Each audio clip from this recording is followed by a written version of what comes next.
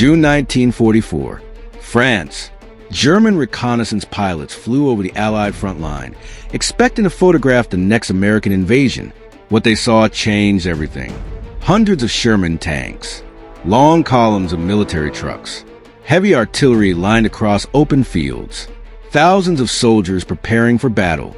Radio operators flooded the airwaves with military commands. To the German High Command, there was only one conclusion. A massive American assault was about to begin. Within hours, German commanders started moving real divisions toward the area.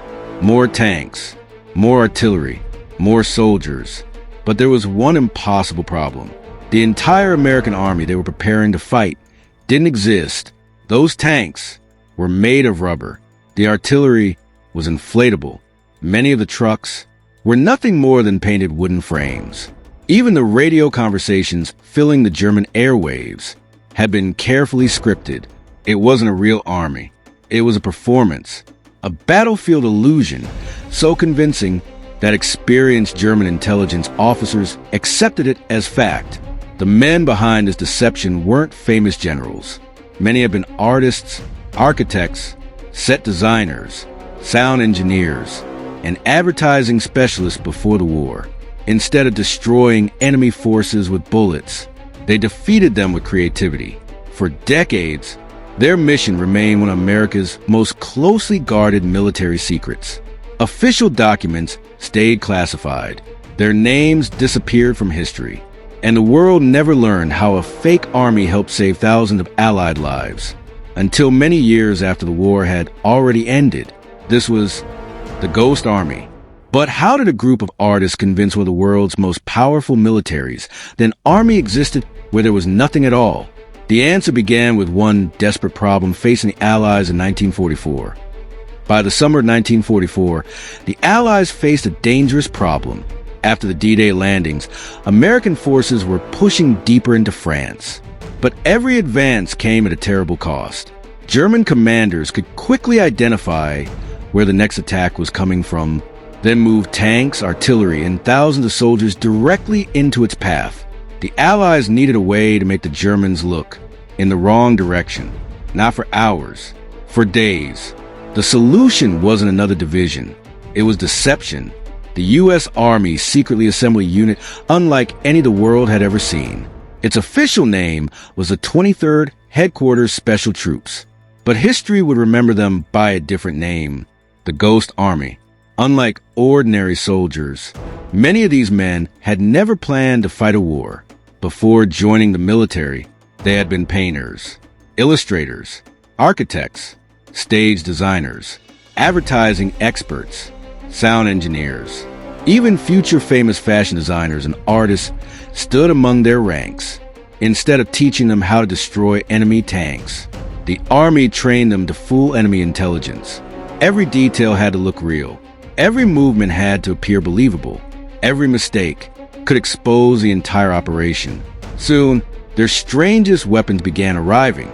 Rubber tanks, inflatable artillery, fake armored vehicles, wooden aircraft, canvas-covered trucks, and portable speakers powerful enough to project the sounds of an entire armored division from miles away.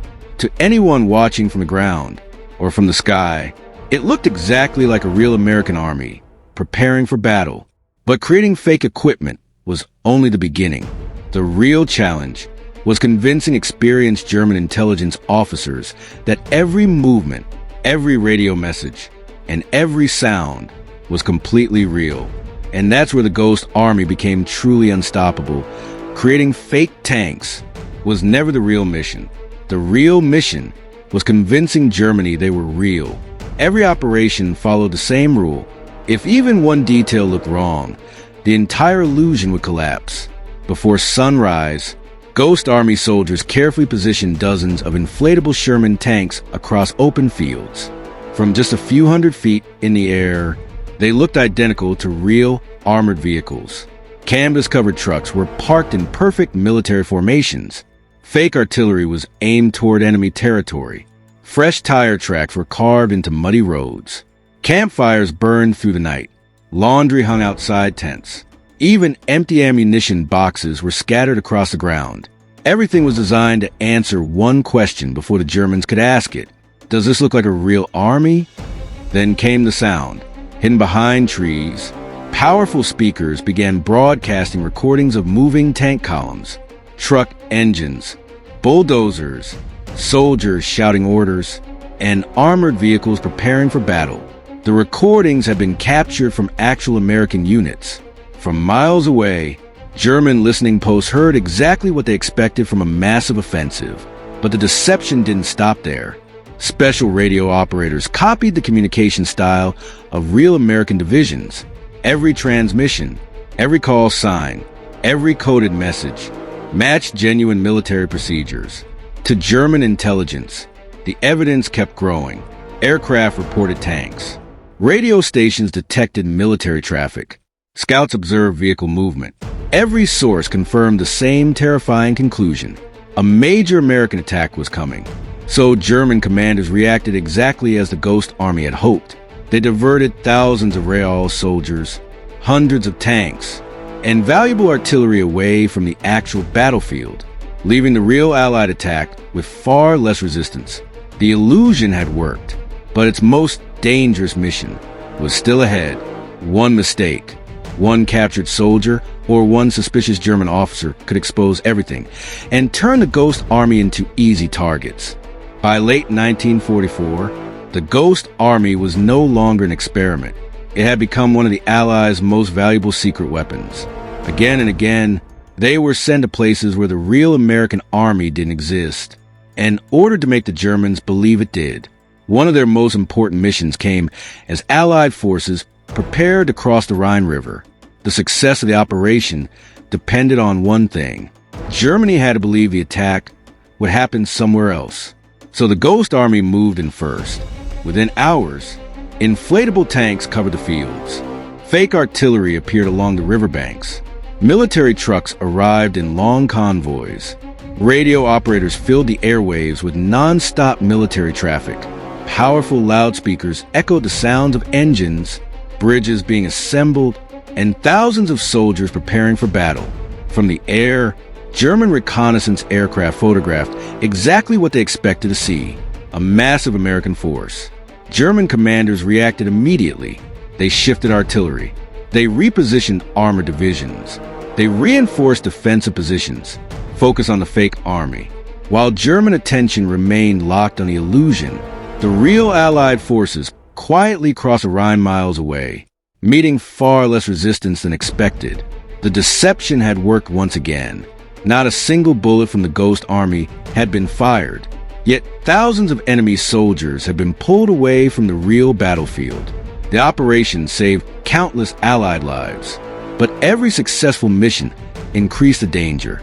If German troops ever reached one of these fake positions, they wouldn't find an army. They would find fewer than 1,100 men, armed mostly with inflatable tanks, speakers, and imagination, and the consequences would be devastating. Their greatest deception was about to face its greatest risk. When Germany finally surrendered in May 1945, the Ghost Army quietly disappeared. There were no victory parades, no newspaper headlines, no public recognition. The men who had fooled one of the world's most powerful militaries were ordered to remain silent. Everything they had done, every mission, every deception, every operation, was classified. Even their families never learned the truth. Many veterans returned home, carrying a secret they couldn't share. For decades, history books barely mentioned them. The world celebrated famous generals, famous battles, and famous victories. But the army that helped save thousands of lives was almost completely forgotten. Only years later, after classified military records were finally declassified, did historians begin uncovering what had really happened. The truth was astonishing. With fewer than 1,100 soldiers, the Ghost Army carried out more than 20 major deception missions across Europe. Military historians believe their operations diverted entire German divisions, protected advancing Allied forces, and saved an estimated tens of thousands of American lives. Their greatest weapon was never a rifle. It was imagination. Rubber tanks, fake radio traffic, carefully planned sound effects, and brilliant psychological deception proved that sometimes the most powerful weapon in war is making your enemy believe a lie. Today, the Ghost Army is finally recognized as one of the most extraordinary military units ever created. Their battlefield no longer exists. Their inflatable tanks have disappeared. But their story remains one of the greatest deception operations in military history. Because sometimes, history isn't changed by the biggest army. It's changed by the one that never existed. If you enjoy true stories of secret military operations, hidden history, and declassified missions, subscribe to Story Nest. Every week, we uncover the unbelievable events that change the world, but were hidden for decades.